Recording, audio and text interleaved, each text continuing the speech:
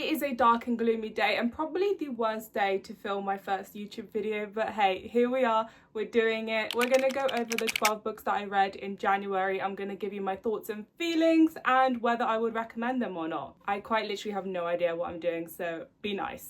The first two books that I read were House of Bane and Blood and City of Mirth and Malice. This is a completed duology and I absolutely devoured this. We have 1920s mafia meets fantasy romance, a strong, unapologetically badass FMC, and an MMC that is pathetically down bad. The two of them are forced into a marriage of convenience, and to me this is exactly how you write a marriage of convenience. This was executed so well. Kamila, our FMC, walks Nico like a dog and he absolutely loves it. The plot in this was so gripping from start to finish.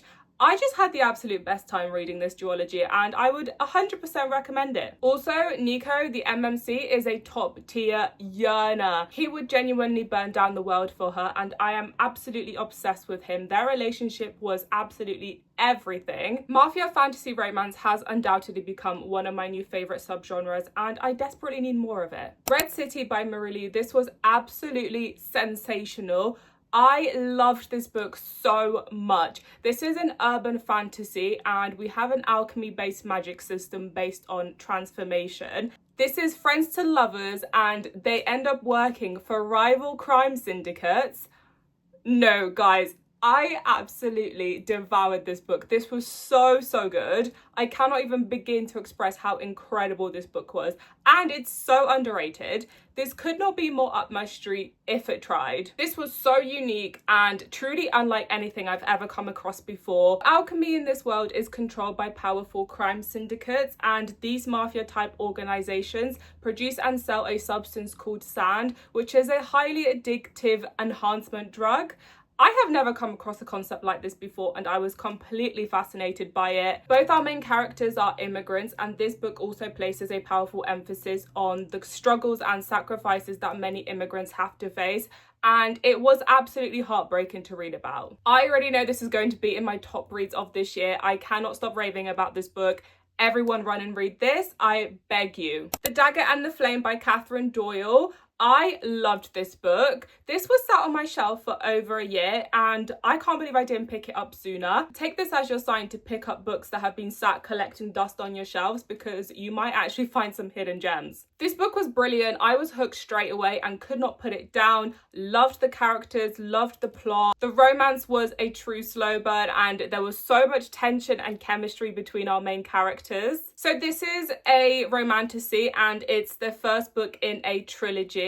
So there are currently 2 books out, but I thought this was a duology going in, so that's my bad. The story blends together shade magic, forced proximity, found family, and a truly scrumptious romance between 2 rival assassins who are pitted against each other in a deadly game of revenge. It's a constant cat and mouse chase where they want to unalive each other, but they are also irresistibly drawn together, and that created unreal tension. The story is set in a city called Phantom, giving off urban fantasy vibes, but it's not modern at all. It kind of reminded me of the Grishaverse by Leigh Bardugo, like the Six of Crows kind of vibe where it's dark, rich and atmospheric. I absolutely loved this book. The plot was so addictive. I loved the characters and the writing was excellent. Then I read the sequel, which is called The Rebel and the Rose.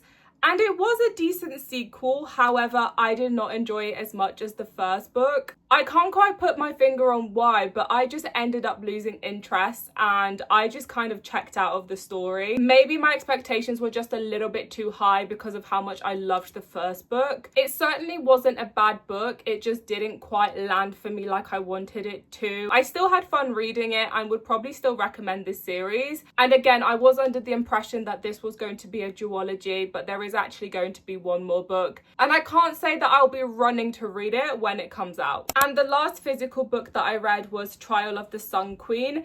This is your typical classic romantasy. We have fae, we have court politics, we have hidden identities. It's essentially like The Bachelor meets The Hunger Games meets fantasy romance. It wasn't anything unique or groundbreaking, I will say. It was very bingeable and entertaining, but that's about it. I gave this 3 stars purely because it was fun. but I wouldn't run to recommend it, and I'm not going to continue with the series because it just doesn't align with my current taste. My taste has changed so much, and I just look for something different now when it comes to fantasy. This is probably something that I would pick up at the beginning of my reading journey and really enjoy, but as it stands right now, it just wasn't for me. I can see why people would love this though, and like I say, I probably would enjoy it a lot more had I read it earlier. I think this book would be perfect for someone who is getting into fantasy, or if you are just looking for something fun, bingeable, fast-paced that doesn't require much brain power, this would be perfect for that. But other than that, I wouldn't run to recommend it. Now for the books that I read on my Kindle. The first one being Reversed by Kate Stewart. This is the second book in the Bittersweet Symphony duet, and I loved book one. Book one is called Drive, and I'm really sad to say that this really did not land for me. I really wanted to love this, and unfortunately, it just fell flat. There were some really great moments, but also far too many unnecessary drawn out parts. I just feel like this book could have been way shorter. Unfortunately, I really struggled to connect with Natalie and Easton, our main characters, both individually and as a couple. I found them to be so incredibly irritating. Much of the drama just felt ridiculous and unnecessary. The constant back and forth between them was so tedious, and this book is like 600 pages long. And this is coming from someone who usually loves toxicity and drama. Yes, I am one of those people. Don't judge. So unpopular opinion, I guess, but I did prefer book one way more. Fake Skating by Lynn Painter. This is a cute YA rom-com. We have fake dating, childhood friends to lovers. He's the jock and she's the nerdy type of girl. Oh, it's also an ice hockey romance. It was really cute. However, the ending pissed me off because there is so much miscommunication, and there's also an unnecessary third act breakup, which I just could not get on board with. I feel like the conflict could have been resolved way quicker. But other than that, it was a fluffy, feel-good rom-com. So 3 stars. Would I recommend it? Probably. Oh, okay. Then I read Riftborn and Duskbound. Okay, so Riftborn was fine. It was okay. It wasn't my favorite book in the world. It took me a hot minute to get fully invested, but the second half was a lot better than the first half. It was super fun, bingeable, and fast-paced. However, nothing groundbreaking.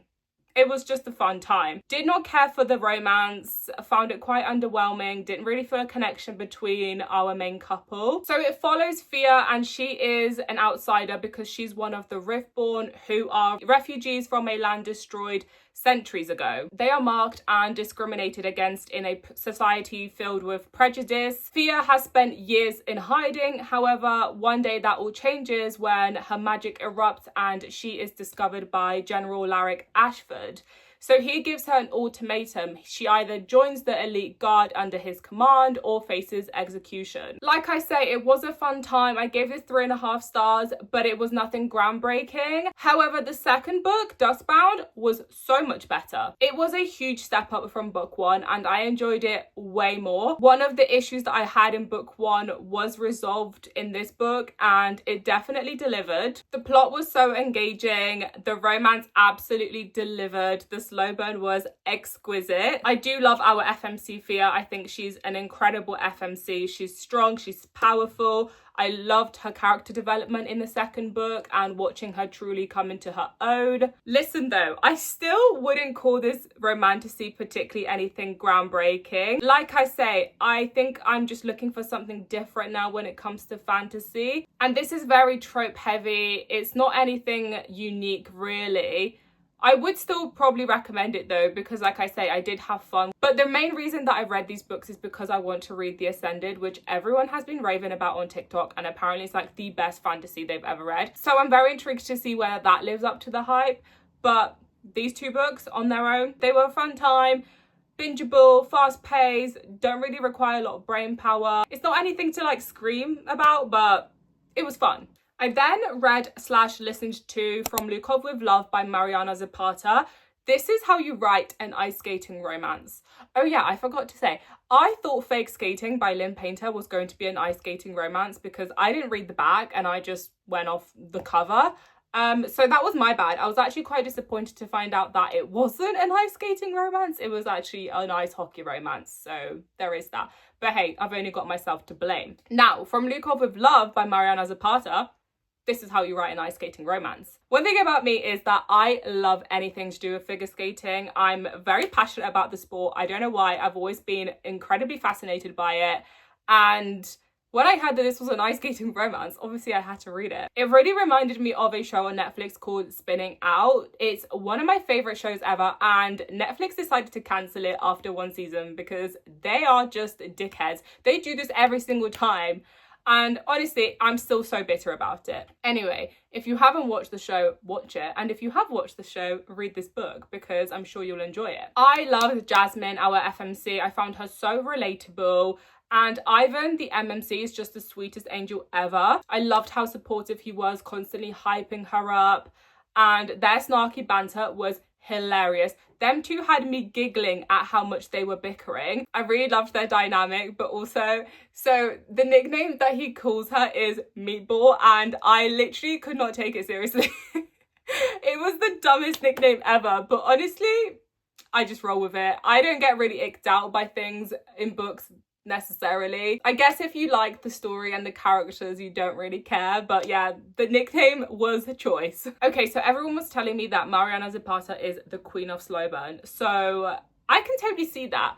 However, for me though, the romance lacks some of the chemistry and angst that I usually look for. And when the romance did happen, it felt slightly rushed because most of it did happen in the last 100 pages or so. That said, I still really enjoyed their dynamic and it was definitely a slow burn. I really loved watching them go from like frenemies to building a beautiful friendship that is centered around trust and respect and love, which eventually turned into something more. Oh, I don't even think I actually explained what the book was about. But essentially they are childhood frenemies and they are forced to become ice skating partners. Every character just had so much depth. Honestly, this whole story had so much depth to it. Also, bonus points to the author for no unnecessary third act breakup. We love to see it. Overall, this was such a cute read and I would definitely recommend it. I also did some of this on audiobook and the audiobook was great. We have 2 narrators, even though it's single POV, so I really loved to see that. Loved the found family, loved their dynamic. They're both grumpy people, so it's like grumpy. And there's a trope in here, a micro trope that I really loved is when he looks after her when she's sick. I think that's just one of the like cutest moments ever. Overall, it was a really cute read and I would definitely recommend it, and definitely check out the audio as well. And I will be reading more Mariana Zapata books. Okay, and the final book that I read, I am so excited to talk about this book. This was my first 6-star read of 2026 and by far my favorite book of January. This is Daggermouth by H.M. Wolf. This is a dark dystopian romance and this was absolute perfection. I have 0 notes on this book. I need everyone to read this. I'm screaming about this non-stop. I will be recommending it to everybody. I cannot even begin to express how incredible this book was. Without a doubt, one of the best books that I've read in my life, and I am begging you all to drop everything and pick this up immediately. So this is how you write a dark dystopian romance. The story is set in a brutal, highly controlled society where power, obedience, and class are enforced by a masked elite. Shadira, our FMC, is a lethal assassin and she's sent on a mission to assassinate the president's son.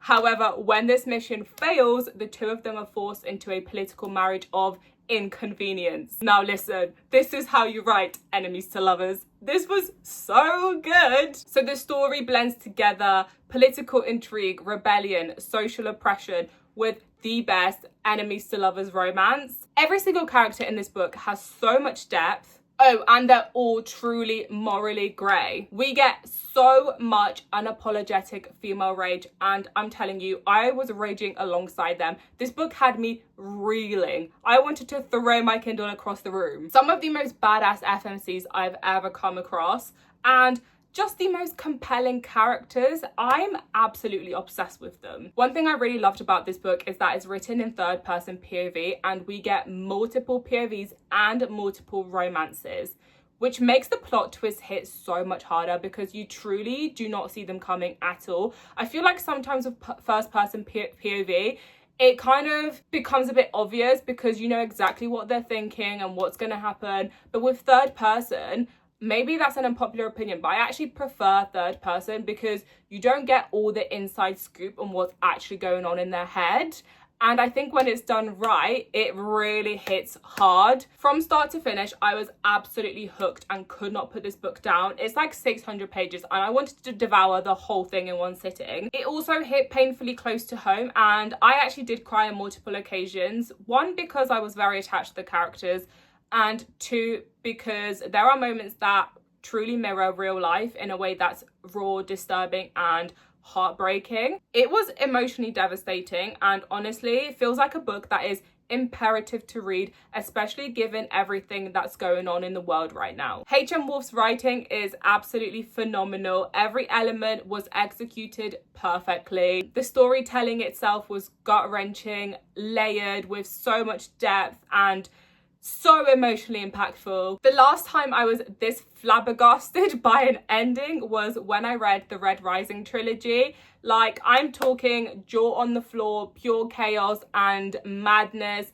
mind-blowing plot twists, and emotional damage that you will not recover from. This was absolute perfection. I honestly have zero notes. Please just read this. You will not regret it. This is also going to be a duology and I already cannot wait for the next book. I am reeling from that ending. The author has just put out her Street Team sign up and I have never ran so fast to sign up for anything in my life, because if I get that arc of that second book, I'm going to be insufferable. I'm already insufferable, but I'm going to be even more insufferable. So those are all the books that I read in January. Thank you so much for watching. Bye!